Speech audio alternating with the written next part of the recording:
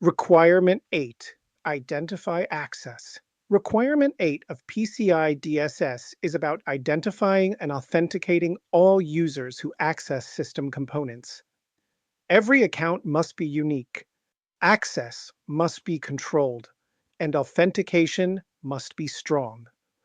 The goal is to make sure we always know who is doing what. This requirement ensures strong authentication practices across the card data environment. User accounts must be unique, permissions tightly managed, and public or shared accounts avoided. Multi-factor authentication plays a central role here. Sub-requirement 8.1, processes defined. All processes for user identification and authentication must be documented, accurate, and enforced. Roles and responsibilities for account management must also be clearly defined.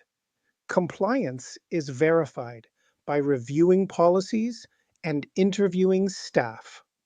Sub-requirement 8.2, user accounts managed.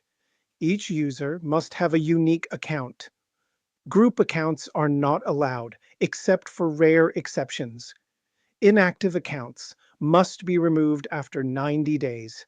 Sessions should expire after 15 minutes of inactivity, and third-party accounts must be temporary and monitored. Sub-requirement 8.3, strong authentication. Passwords must be at least 12 characters, combining letters and numbers, and they must be rotated periodically. Failed logins should trigger account lockouts after 10 attempts. Credentials must always be encrypted, and physical devices must never be shared.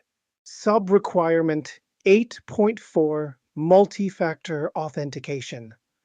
MFA is mandatory for sensitive operations such as remote administration, third-party access, and anyone accessing card data. At least 2 factors are required: something you know, something you have, or something you are. MFA ensures stronger protection against compromised passwords. Sub-requirement 8.5, MFA prevents misuse. MFA systems must be configured to stop abuse. Replay attacks and bypassing authentication must be prevented. Access is granted only when all authentication factors succeed. Sub-requirement 8.6, application and system accounts.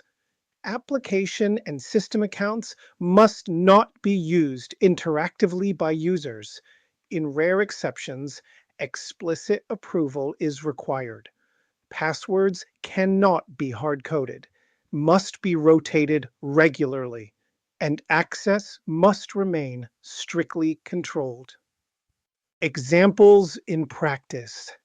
Examples include assigning unique IDs to every employee using POS systems, locking accounts after failed login attempts, and requiring MFA for admin access to websites. Organizations may also use enterprise identity management systems to centralize authentication. To recap, Requirement 8 ensures every user is uniquely identified, accounts are properly managed, and strong authentication is enforced. MFA is required for sensitive access, and system accounts must be tightly controlled. The principle is clear: know who's accessing data and prove they are who they say they are.